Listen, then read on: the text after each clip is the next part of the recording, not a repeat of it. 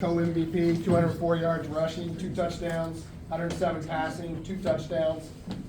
We got Brandon Chapman, who caught the 1 catch for 18 yards and a touchdown, and Eli Heidenreich. He had 6 for 19 and 1 catch for 52 yards and a touchdown, 1 spike. Questions?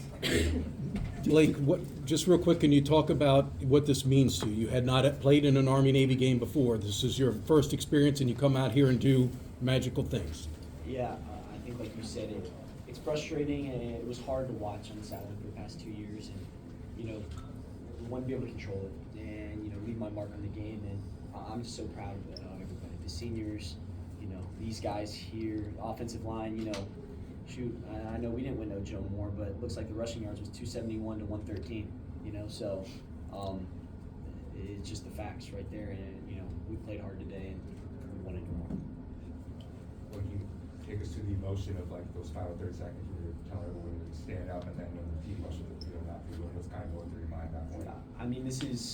You can go back to February, I think it was like February 27th.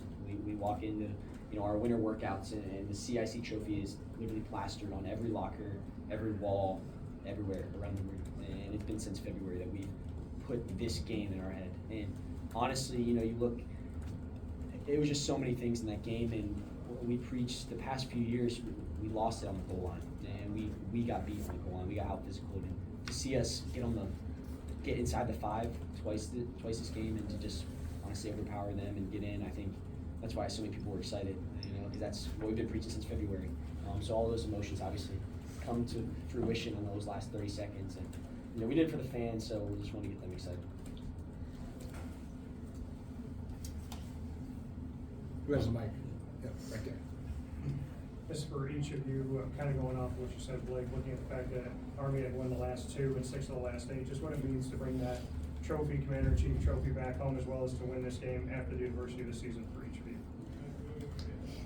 Obviously, I think it goes without saying that it means a lot to our team, but kind of on a bigger level, when you look at the Brigade of Midshipmen, it means a lot to them as well. So just kind of having the honor to bring that trophy back to them and give it to them too. So they're a big part of our team, even though they seem like that sometimes.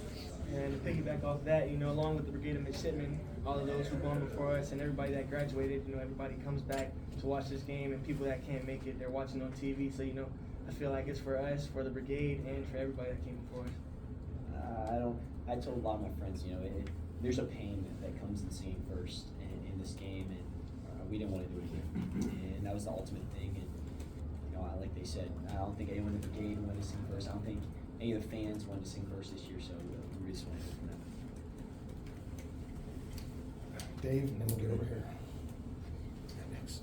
Gentlemen, from singing first to scoring first, Blake, what did it mean for you guys to have the confidence to be able to get in the end zone on your first possession?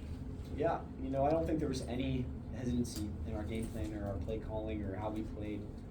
We weren't afraid of going out there and knew, what our game plan was going to be, and we executed it really well in that first drive. And Alex had the big play, and the offensive line getting out there to block on the screen pass.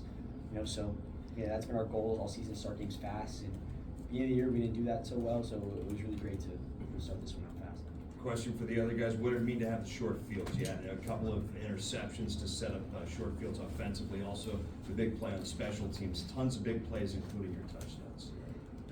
Obviously, it's very helpful from the offensive side of things. It takes away plays that we have to get yards, and I think that really shows how bad our defense wanted it. They played their tails off today, and I think you look at that Army offense, and they're impressive. They run the ball really well, and they can throw the ball too. So I think it just really shows how tough our defense is.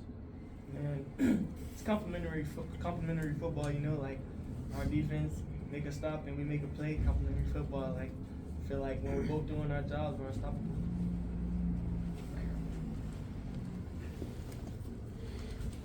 Howdy, AP Stedham, AP as we see it. Did you, all these celebrations we see during the year, did you realize the spike was a penalty? I didn't know it myself. And then did you have a sense this year, of this week, that you were ready for this game? For the spike, I didn't, just kind of, out of body experience there for a second. So, that's something I won't be doing again. That was a first and last for me. So. Quote from Eli Heidenreich: don't know what I just did. I just blacked out. And what about this week? Did y'all sense that you were ready for this game? Absolutely. I think it was one of our best weeks of preparation. You know, you go to either side of the field, and there was just this kind of buzz on both sides. We were, you know, practicing our tails off, and you know, I certainly felt the offensive side was ready. And then we go against defense a little bit, and they're hitting hard, and there's just an edge to this game. You could sense it in practice this week. Blake, Coach Newberry hired Coach Cronick because he wanted to do something different offensively. It's been banging your head against the wall trying to run option against Army and Air Force. Can you talk about his schemes, his creativity, getting a lot of explosive plays, and against both Air Force and Army, you rolled up the points and yards? Yeah, I think, you know, the past few years, I mean, we've run 3 different offenses since I've been here, so I've seen something different every year going into this game, and I think, you know, there was just something different about this year. We weren't trying to create a new offense for this game.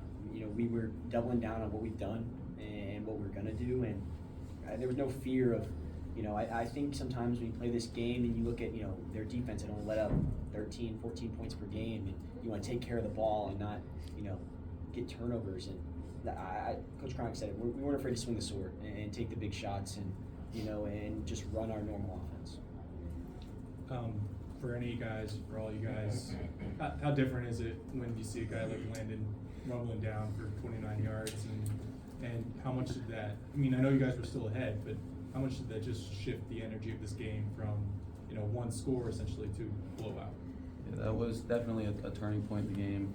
I caught punts for a good portion of this year, and if I was back there and I saw a 300-pound Landon Robinson around me, I would be very scared. So he definitely, it's fun to see him watch to run the ball.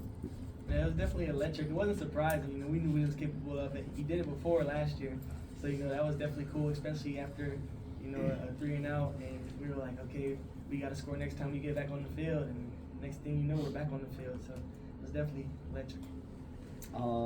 Just expected. Landon, you know, made the biggest, you know, athletic freaks list this season. I mean, and that's what he is. Work on the ball security, but you know, otherwise it was. I also said I could sense it was coming. You know, I don't get the play calls for that, but I made sure to stay on the sidelines and watch that one. So it was nice to see him rumbling down the sideline. We'll see, maybe 20 miles an hour, maybe.